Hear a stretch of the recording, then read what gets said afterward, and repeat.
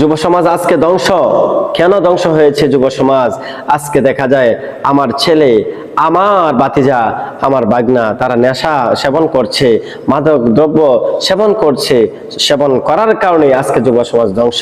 আজকে যে যুবক সমাজ তাদের ফুটফুটে চেহারা হওয়ার কথা ছিল, আজকে তাদের চেহারা দেখা যায় এবারে গাল ছাবা সব ভিতরে ঢুকে গেছে। কেন ঢুকে গেছে?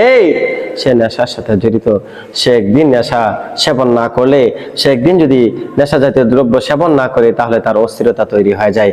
এই জন্য সমাজ থেকে যদি আপনার নেশা জাতীয় দ্রব্য দূর করেন, নেশা জাতীয় দ্রব্য যদি দূর করেন, সমাজের মধ্যে শান্তি আসবে, সমাজের মধ্যে সুখ আসবে।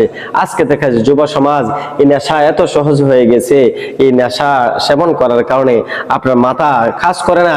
অনেক সময় টাকা পয়সার কারণে চুরি করতে হয়, অনেক সময় টাকা পয়সার কারণে নেশা করবেন, টাকা নাই, আপনার মার উপর হামলা করেন, বাবার উপর হামলা করেন, ভাইয়ের উপর হামলা করেন। কেন? আপনার টাকা নাই নেশা করার জন্য। এই জন্য সমাজটাকে যদি সুন্দর করতে চান, যুব সমাজকে সঠিক করতে হবে। যুব সমাজ দ্বারা সমাজের যে কোনো উন্নয়নমূলক কাজ করা সম্ভব। আজকে দেখা যায় ইন্ডিয়া থেকে হাজার হাজার মাদকদ্রব্য আসতেছে। এগুলো কেন আসতেছে? বাংলাদেশের যুব সমাজকে ধ্বংস করার জন্য। বাংলাদেশের যুব সমাজ ধ্বংস হয়ে গেলে যে কোনো সময় বাংলাদেশ ধ্বংস হয়ে যাবে। এই জন্য যুব সমাজকে আমরা ঠিক করতে হবে। যুব সমাজ যদি ঠিক থাকে, সমাজ সুন্দর হবে। সমাজ যদি সুন্দর হয়, রাষ্ট্র সুন্দর হবে। এই জন্য যুব সমাজকে যদি আমরা ধ্বংসের হাত থেকে রক্ষা করতে চাই, তাহলে আমার সন্তানকে নেশা জাতীয় দ্রব্য থেকে দূরে রাখতে হবে। আমার সন্তান কার সাথে চলে, কোথায় থাকে, কোথায় যায়, আমি লক্ষ্য রাখতে হবে।